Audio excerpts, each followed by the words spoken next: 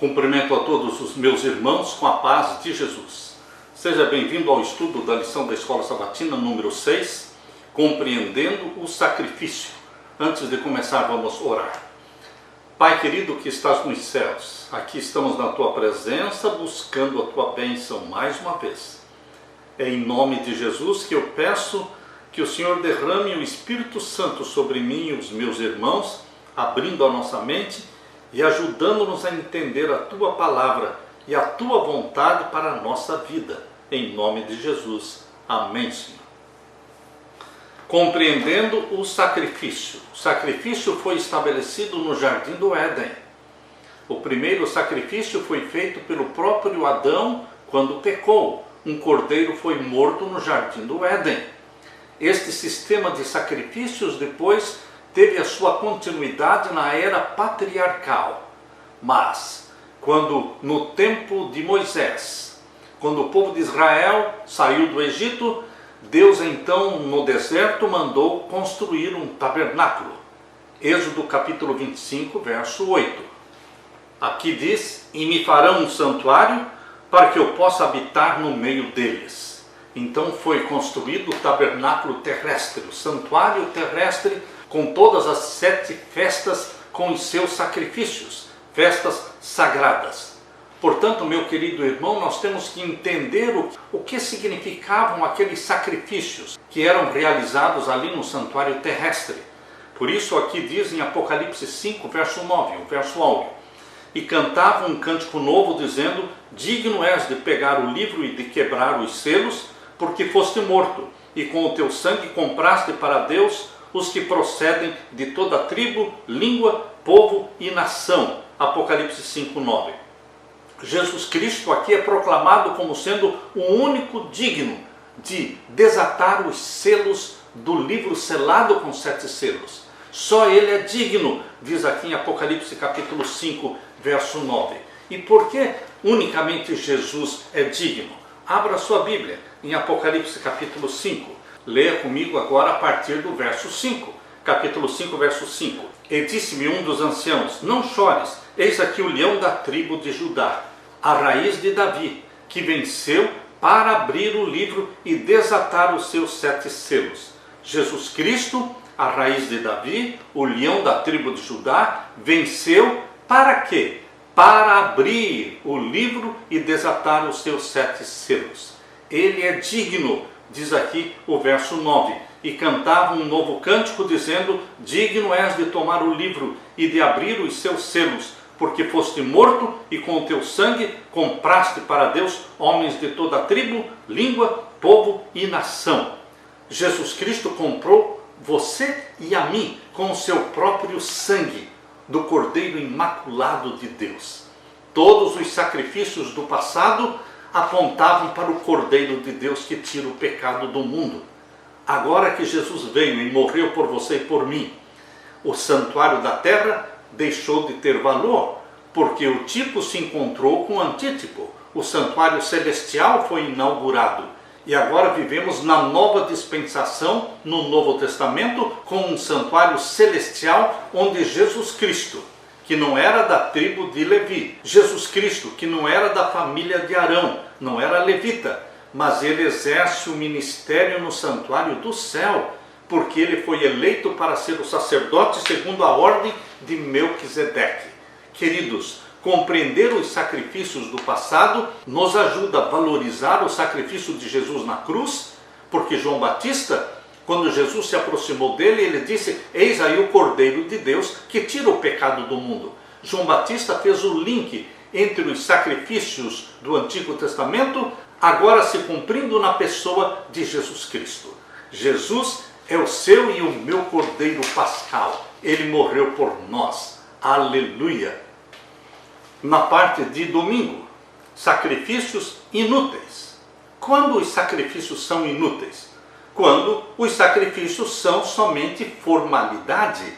Quando o coração está longe de Deus, quando nós estamos fazendo a nossa própria vontade, como Caim, que queria fazer a sua própria vontade e trouxe um sacrifício para Deus sem sangue, porque Deus pediu um sacrifício com sangue. porque não há remissão de pecados sem o derramamento de sangue. Mas Caim queria servir a Deus do jeito dele. Ele estava fazendo somente uma formalidade. Era um sacrifício inútil. Podemos aprender bastante ao comparar duas ideias diferentes. Por exemplo, podemos compreender melhor o significado bíblico do sacrifício ao estudar sobre ocasiões em que Deus rejeitou os sacrifícios do seu povo. Não foi somente o sacrifício de Caim que Deus rejeitou. Nós lemos também em Isaías capítulo 1, abra sua Bíblia, Isaías capítulo 1, e vamos ler então os versos 2 até o verso 15. Este capítulo 1 de Isaías é um dos capítulos mais pesados da Bíblia, porque Deus fala a verdade, dizendo a condição do seu povo naquele tempo. Medite nestas palavras. Capítulo 1 de Isaías, verso 2 a 15. Ouvi, ó céus, e presta ouvidos, tu, ó terra, porque fala o Senhor. Criei filhos, exalcei-os, mas eles prevaricaram contra mim. Já começa no verso 2 dizendo que os filhos de Israel prevaricaram contra Deus. Verso 3. O boi conhece o seu possuidor e o jumento a manjedoura do seu dono, mas Israel não tem conhecimento, o meu povo não entende. Está vendo aqui? Deus falando que o próprio animal conhece o seu dono, mas Israel não conhece o Santo de Israel, não conhece o Criador dos céus e da terra. Verso 4. Ai da nação pecadora, do povo carregado de iniquidade, da semente de malignos, dos filhos corruptores, deixaram ao Senhor, blasfemaram do Santo de Israel, voltaram para trás. Deus não está falando aqui do pagão, Deus está falando aqui do seu povo escolhido. Queridos, será que a história pode se repetir em nossos dias com a nossa igreja, com a Igreja Adventista do Sétimo Dia? Como está a sua vida? Você pretende adorar a Deus ou você adora a Deus de coração, com a sua vida inteira? Ou você somente presta formalidade? Os cultos de sábado na sua igreja são formalidades? E aqui diz o verso 6. Desde a planta do pé até a cabeça não há nele coisa sã, senão feridas, e inchaços e chagas podres, não espremidas, nem ligadas, nem nenhuma delas amolecida com óleo. Falando do seu povo escolhido, Deus está dizendo que desde a planta do pé até a cabeça não há nele coisa sã, senão feridas, inchaços, chagas podres. Como foi naquele tempo? Será que pode ser também hoje? Será que esta condição aqui descrita por Deus no capítulo 1 de Isaías, verso 6, poderia se aplicar à sua igreja de Laodiceia? Você se lembra lá em Apocalipse capítulo 3, quando Deus descreve a igreja de Laodiceia? Tu dizes, rico sou, de nada tenho falta. E Deus fala então, e não sabes que és um miserável, pobre, cego e nu. Queridos, parece que não é diferente a condição da igreja hoje daquela condição do povo de Israel descrito aqui em Isaías capítulo 1. Ai de nós que praticamos formalidades, mas não damos o nosso coração a Jesus Cristo. Não permitimos que Ele se assente no trono do nosso coração. Verso 7. A vossa terra está assolada, as vossas cidades abrasadas pelo fogo. A vossa região os estranhos a devoram em vossa presença, e está devastada como numa subversão de estranhos. E aqui diz o verso 9. Se o Senhor dos exércitos nos não deixar algum remanescente, aleluia, porque existe um remanescente. A igreja de Laodiceia possui um remanescente fiel, os que guardam os mandamentos de Deus e têm a fé de Jesus Cristo. Não são todos os da igreja que podem ser incluídos neste remanescente. Deus tem um remanescente fiel dentro da igreja remanescente. A igreja remanescente como um todo é Laodiceia, é morna, mas Deus tem um remanescente dentro desta igreja que ama Jesus Cristo e que guarda os seus mandamentos, cuja religião não é feita somente de formalidades. Verso 10. Ouvi a palavra do Senhor, vós, príncipes de Sodoma, prestai ouvidos à lei do nosso Deus, vós, ó povo de Gomorra. Deus coloca aqui Sodoma e Gomorra ao descrever a condição do seu povo naquele tempo. Verso 11: de que me serve a mim a multidão dos vossos sacrifícios, diz o Senhor? Já estou farto dos holocaustos de carneiros e da gordura de animais nedios, e não folgo com o sangue de bezerros, nem de cordeiros, nem de bodes. Deus estava saturado, Deus estava enfadado com aqueles sacrifícios formais. Por isso ele está dizendo aqui: eu não me agrado dos holocaustos, dos carneiros, das gorduras, dos animais. Eu não me agrado disso, porque eu sei que o coração de vocês está longe de mim. Você pode estar guardando o sábado, você pode estar devolvendo o seu dízimo, você pode estar indo à igreja todos os sábados, cantando os hinos, participando na liderança da igreja ou cantando no coral, mas pode ser que a sua vida durante a semana esteja longe de Deus, que você não tenha tempo para Deus. Pode ser que durante a semana você não está buscando a santidade do Santo de Israel. E se isso acontecer com você ou comigo, nós estaremos repetindo a história do povo de Israel, descrita aqui em Isaías capítulo 1. Lemos aqui verso 13 agora: não tragam mais ofertas de balde, ou seja, não me tragam sacrifícios em vão.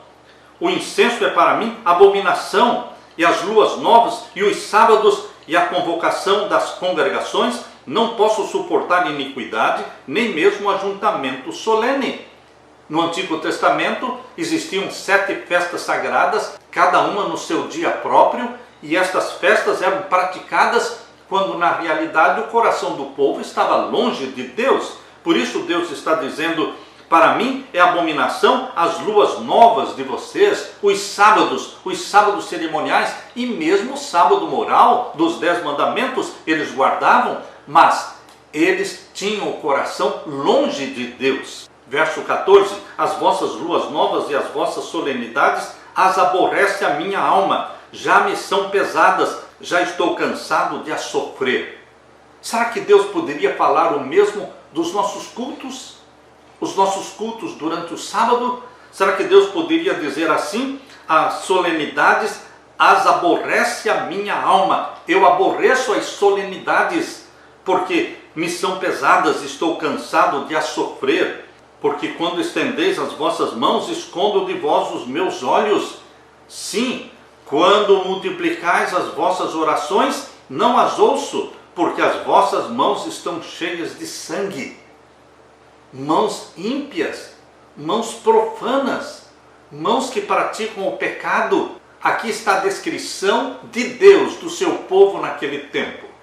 E a solução está também aqui no capítulo 1, verso 16. Lavai-vos, purificai-vos, tirai a maldade dos vossos atos de diante dos meus olhos, cessai de fazer o mal, pare de pecar voluntariamente.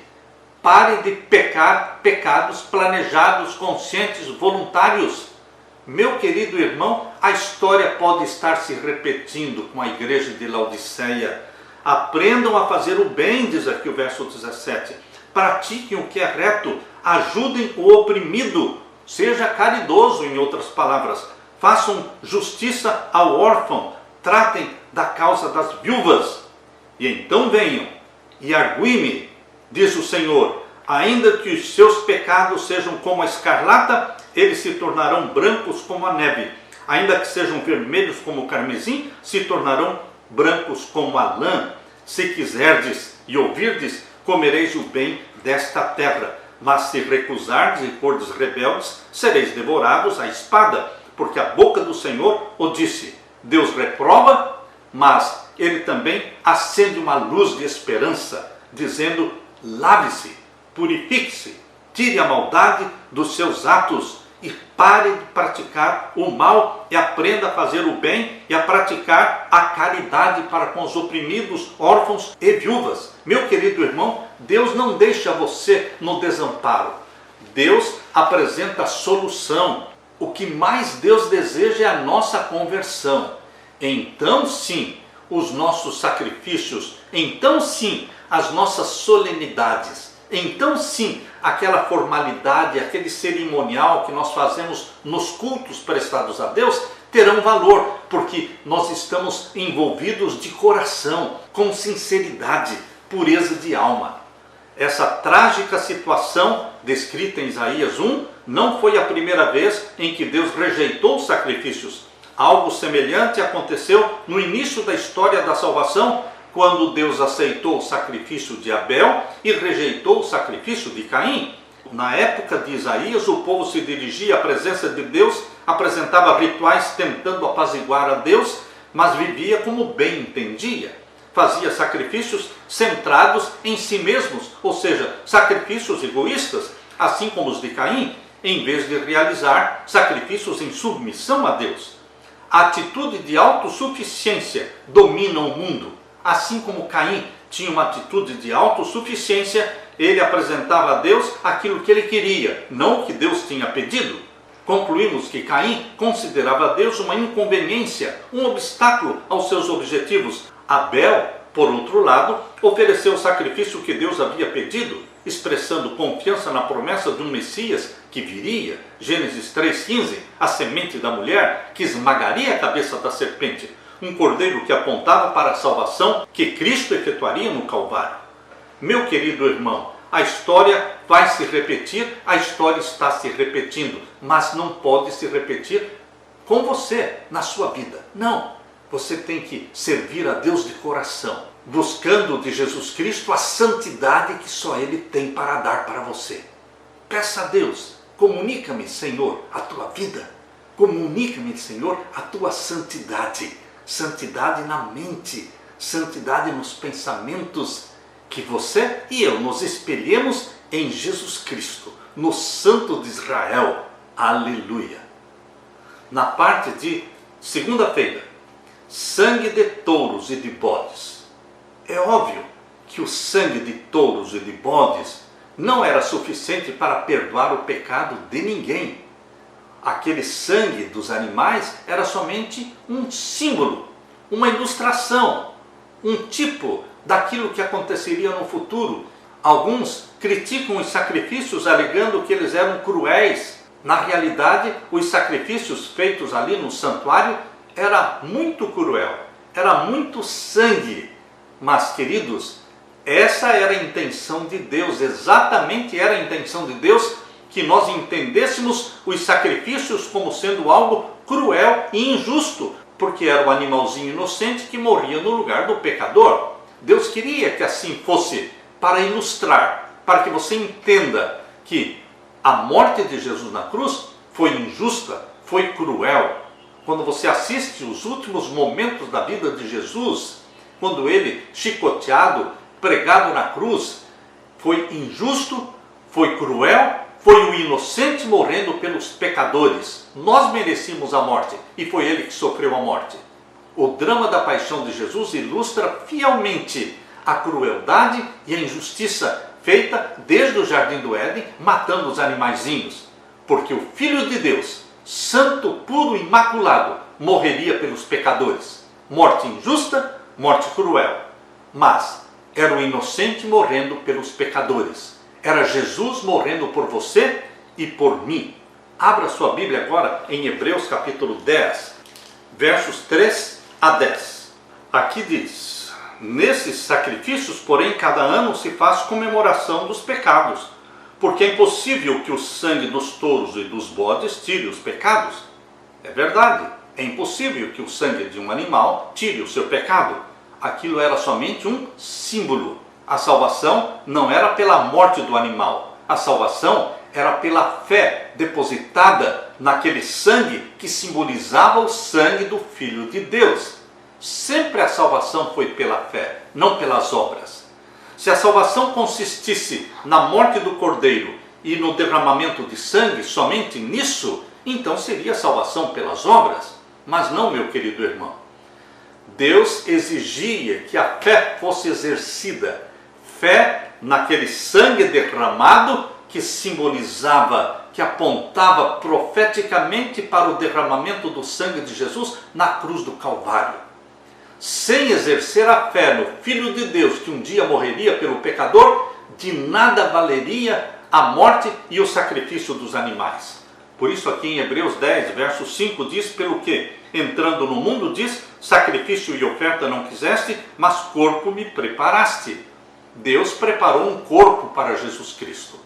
Quando Adão e Eva estavam sendo criados, Jesus Cristo, Deus Filho, foi quem criou todas as coisas, criou Adão e Eva, e ele estava olhando para aquele corpo que estava sendo formado, como diz Gênesis capítulo 2, verso 7, olhou para o corpo de Adão e disse, este é o meu corpo, este é o corpo que eu vou assumir, tornando-me um com a família humana.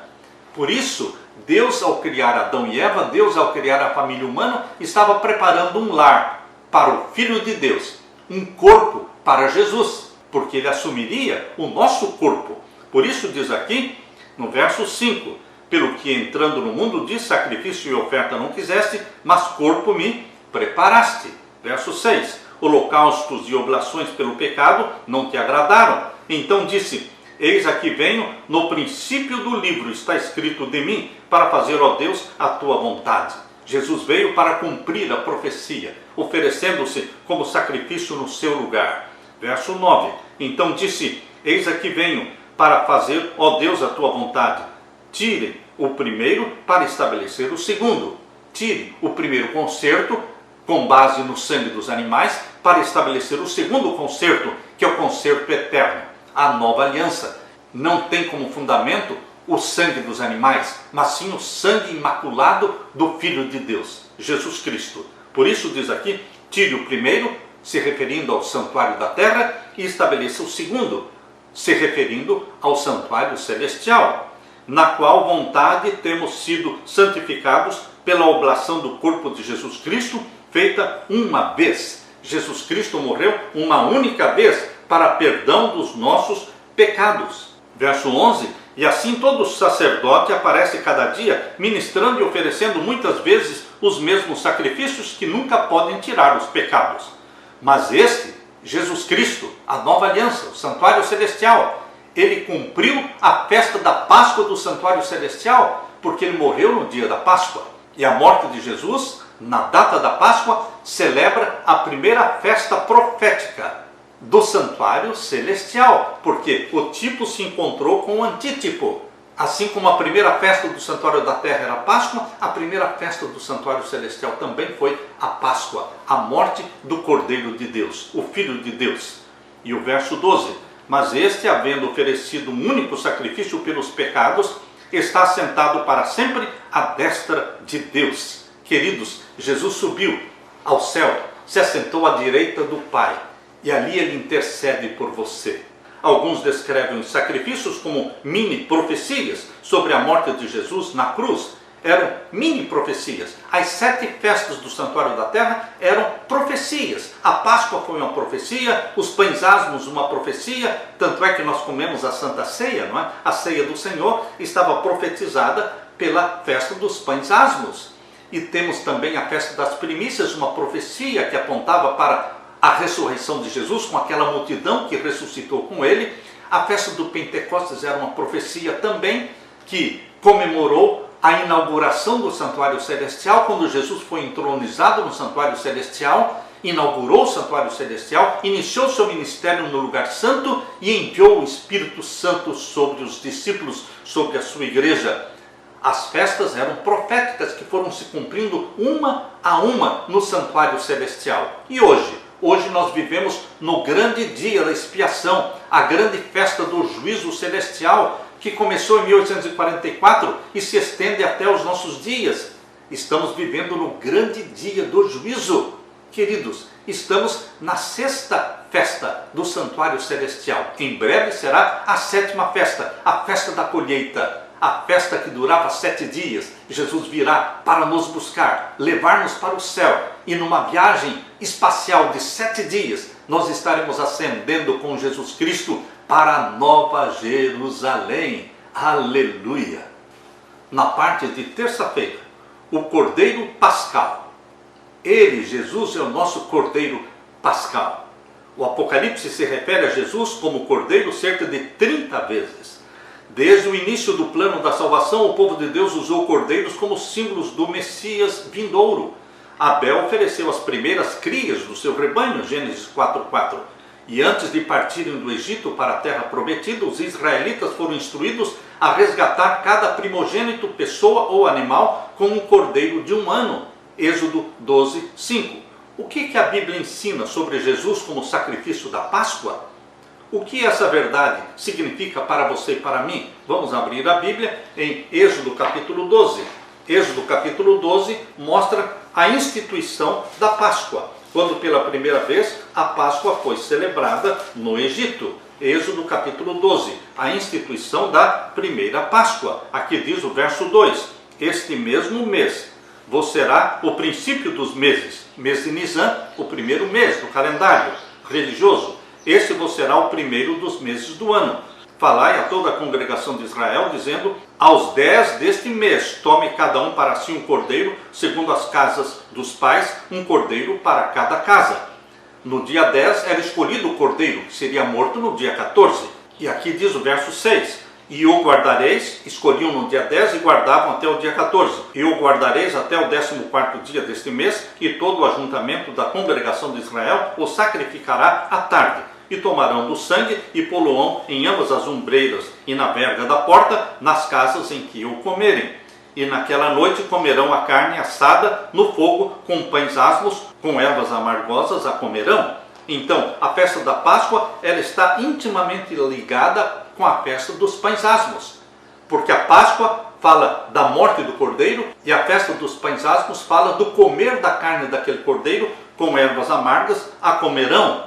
Portanto, queridos, você não consegue separar essas duas festas, porque elas estão unidas. Por isso Jesus criou a Santa Ceia. A Ceia do Senhor é uma celebração da Páscoa, porque nós comemos do pão, que simboliza o corpo de Cristo, e bebemos do suco da vide, que representa o sangue de Jesus Cristo. Nós não celebramos a Páscoa, não mais. Nós celebramos a Ceia do Senhor.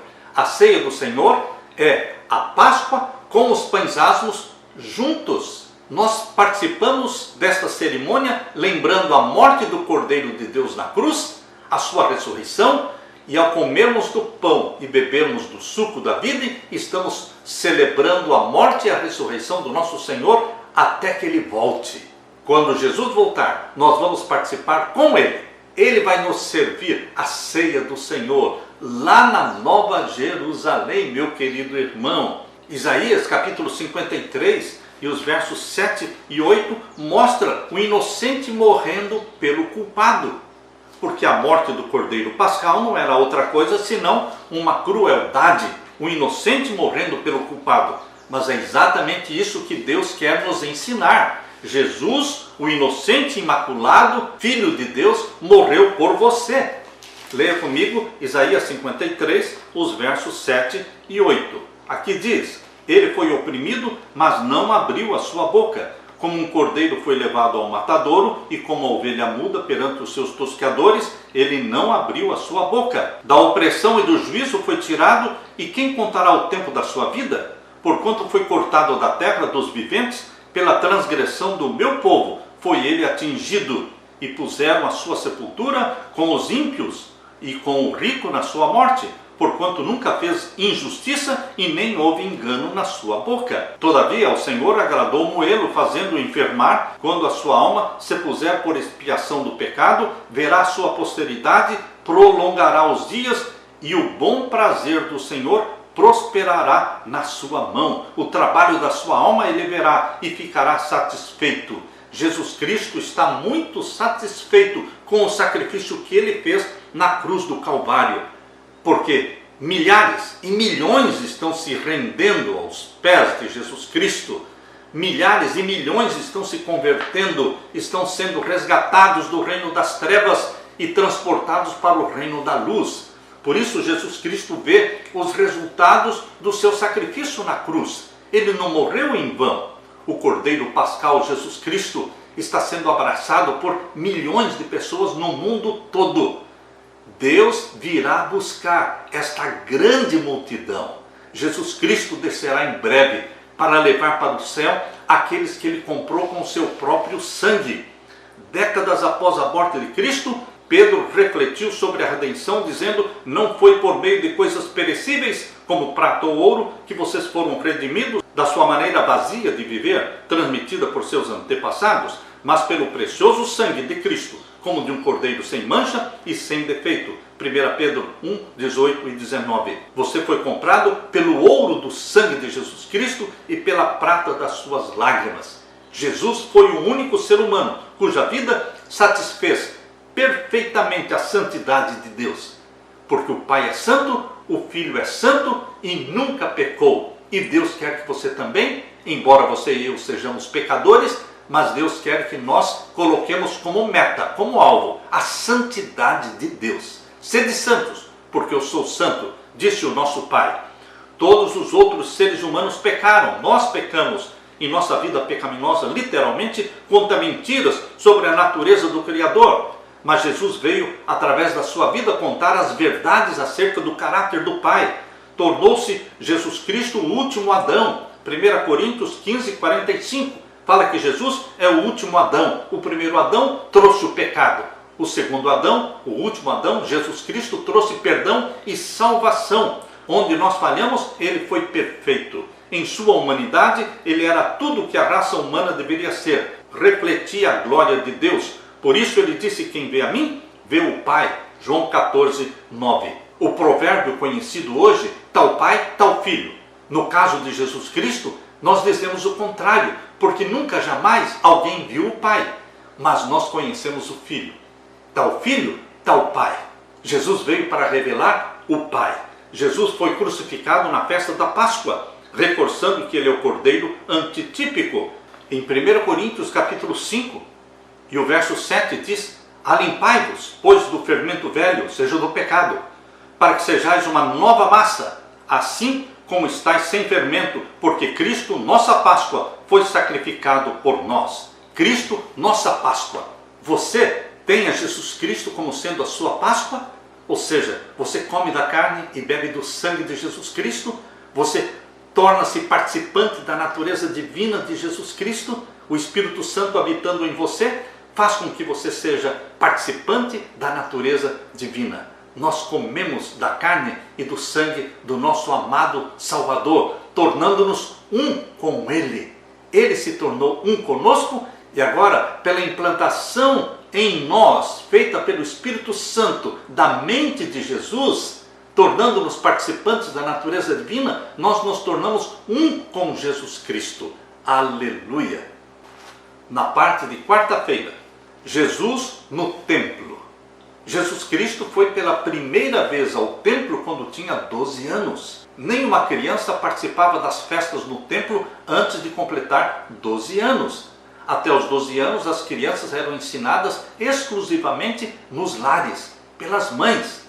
Mas, queridos, Jesus foi ao templo. E qual foi o templo que Jesus entrou? É o templo chamado Templo de Herodes. O primeiro templo foi construído por Salomão, foi destruído. Depois foi reconstruído por Zorobabel.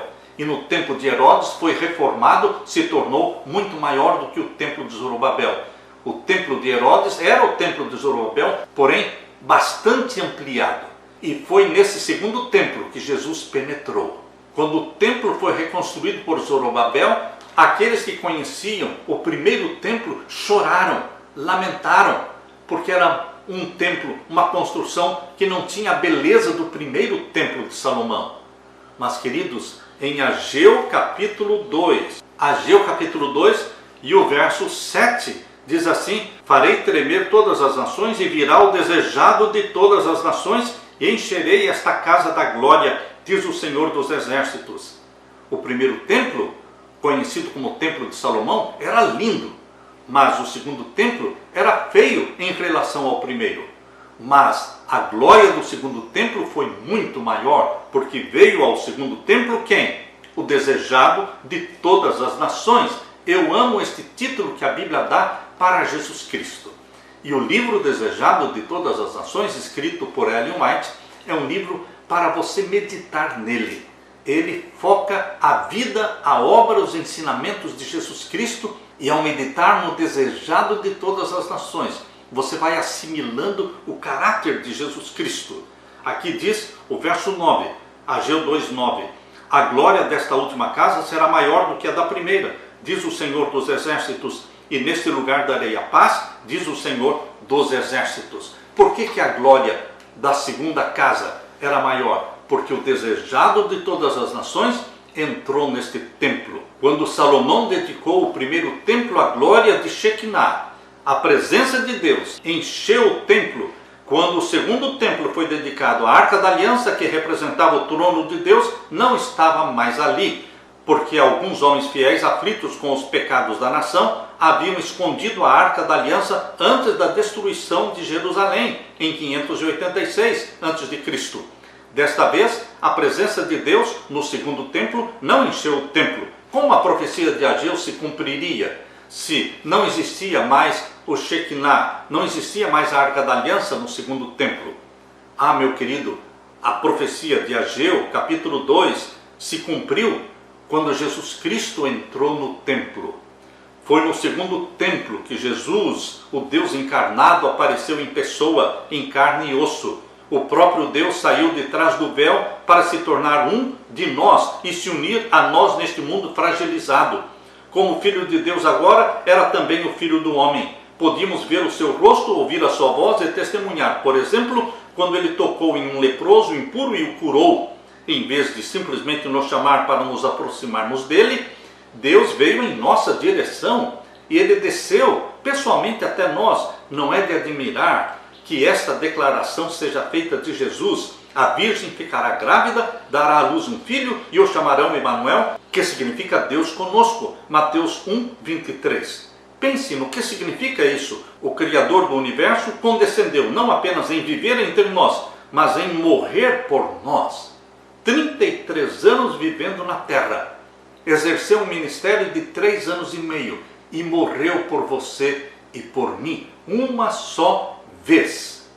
Queridos, a glória do segundo templo era a presença de Jesus Cristo nele. Agora, a Bíblia diz que você é templo do Espírito Santo. Na Nova Aliança, no Novo Testamento, fala de um outro templo. 1 Coríntios capítulo 3 e o verso 16. Não sabeis vós que sois o templo de Deus e que o Espírito de Deus habita em vós? Se alguém destruir o templo de Deus, Deus o destruirá, porque o templo de Deus, que sois vós, é santo. Queridos, na Nova Aliança, Deus está dizendo que existe o santuário celestial, onde Jesus intercede por nós, mas existe também um templo, que é chamado o seu corpo, o meu corpo, templo do Espírito Santo. E quem habita neste corpo? O Espírito Santo.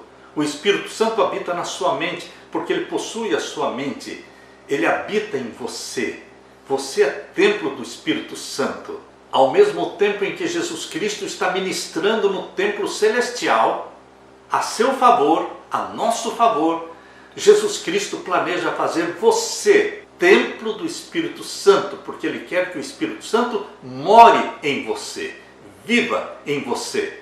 E é assim que nos tornamos participantes da natureza divina. Aleluia!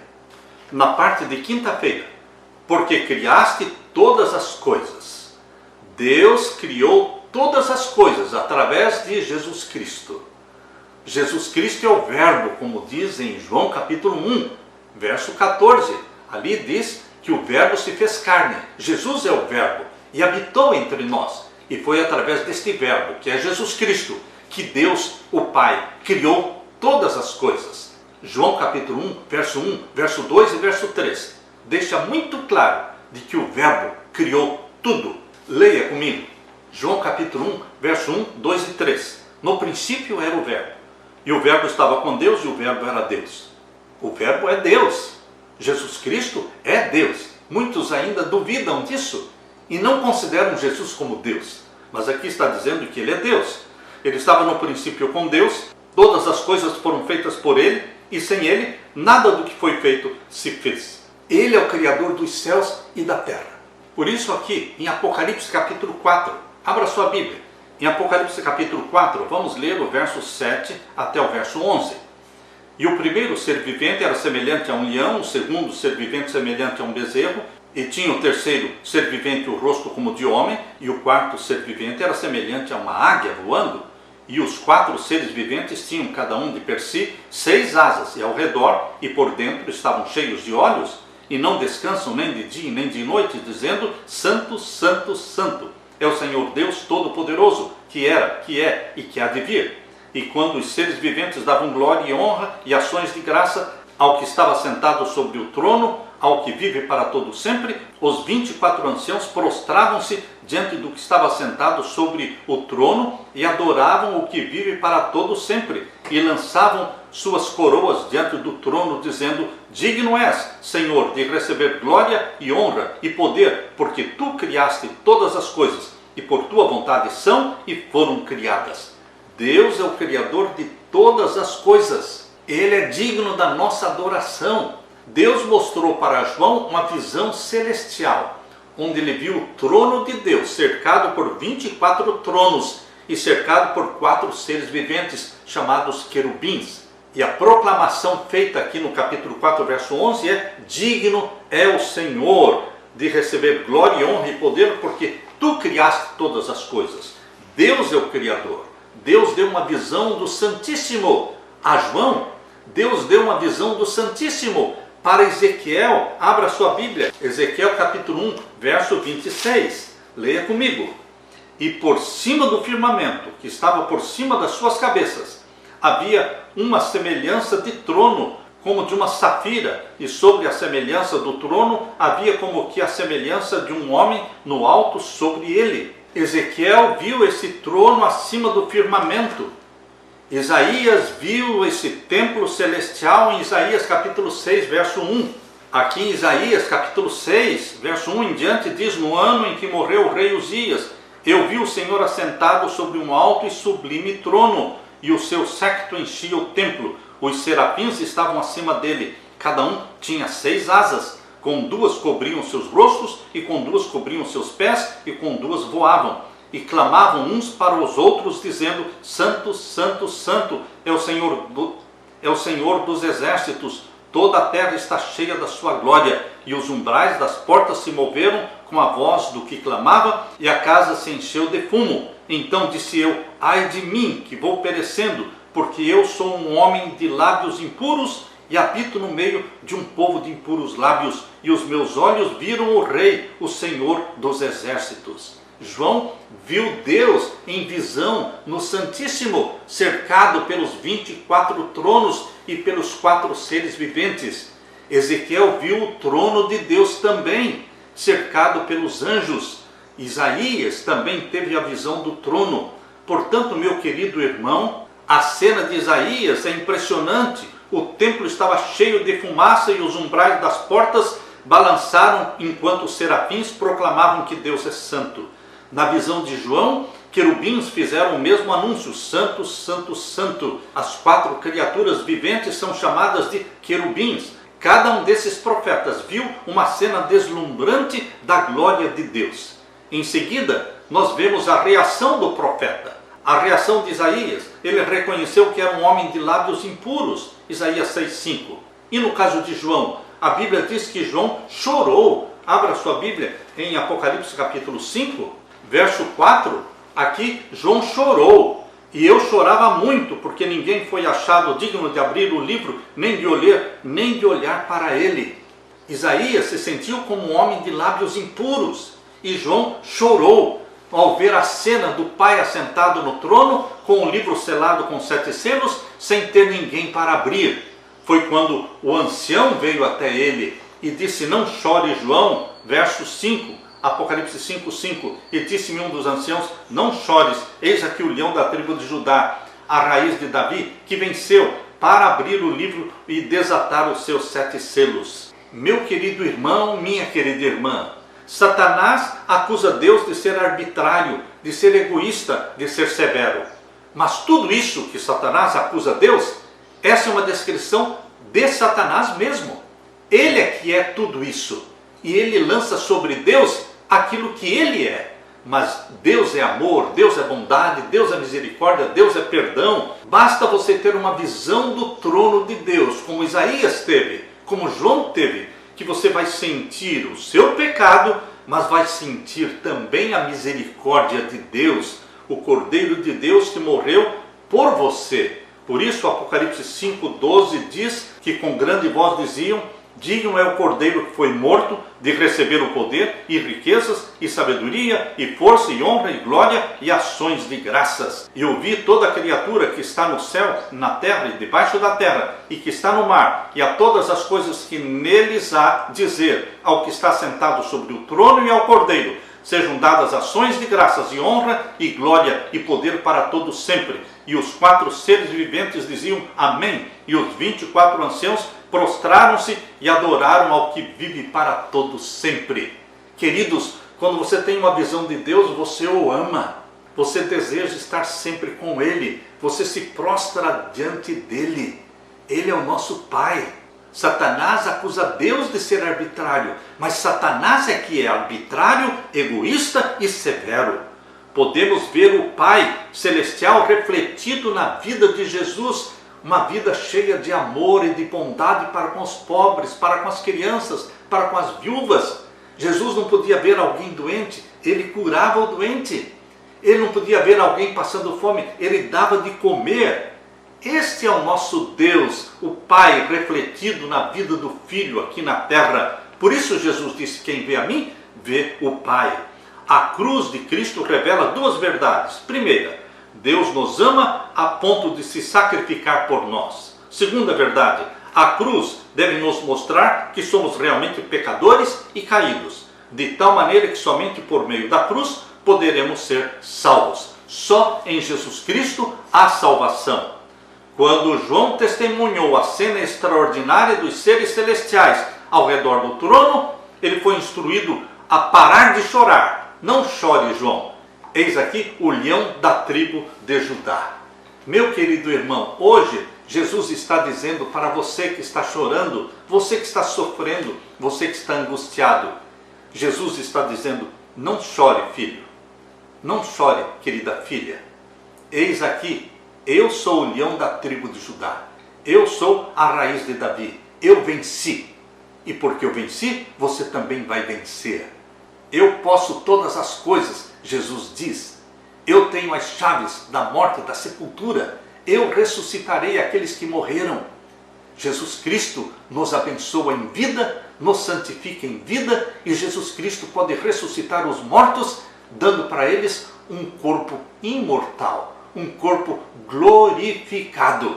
São muitas as promessas de Deus para você, meu querido irmão. Jesus Cristo morreu e ascendeu ao céu para abrir caminho para você. Hebreus capítulo 10, verso 19 em diante diz: tendo, pois, irmãos, ousadia para entrar no santuário. Que santuário? O santuário celestial. Pelo sangue de Jesus Cristo, você entra no santuário celestial. Você entra na presença do Pai, na sala do trono, no Santíssimo. Tendo, pois, irmãos, ousadia para entrar no santuário, pelo sangue de Jesus. Aleluia! Verso 20. Pelo novo e vivo caminho que Ele, Jesus, nos consagrou pelo véu, isto é, pela sua carne. A carne dilacerada de Jesus Cristo na cruz do Calvário abriu caminho para você ter acesso ao Santíssimo, à sala do trono. Diz aqui, verso 21, e tendo um grande sacerdote sobre a casa de Deus. Esse sacerdote na casa de Deus é Jesus, o seu e o meu sacerdote. E aqui diz o verso 22, cheguemo-nos com verdadeiro coração, inteira certeza de fé. Chegue-se a Jesus, confesse a Ele os seus pecados, seja perdoado, seja purificado e seja batizado pelo Espírito Santo. Cheguemo-nos com verdadeiro coração, inteira certeza de fé, tendo os corações purificados da má consciência e o corpo lavado com água limpa. Retenhamos firmes a confissão da nossa esperança, porque fiel é o que prometeu. Fiel é Jesus Cristo que prometeu. Aquele que vem a mim, de maneira nenhuma o lançarei fora. Aleluia! Deixe-me orar com você. Pai querido que estás nos céus, bendito seja Jesus Cristo, nosso Salvador, que pela sua morte abriu o nosso caminho para o céu. E hoje, através de Jesus Cristo, temos acesso a sala do trono, onde está o trono do nosso Pai, onde Jesus Cristo está intercedendo e também está julgando o seu povo. Que alegria termos Jesus Cristo como advogado e como juiz nosso. A Ti louvamos, Pai amado, pela provisão feita para a nossa salvação. Derrama sobre mim e os meus irmãos o Espírito Santo, para que Ele habite em nós, fazendo-nos participantes da natureza divina, pois é em nome de Jesus que pedimos. Amém e amém. Deixo com você, meu irmão e irmã, a paz de Jesus. Amém.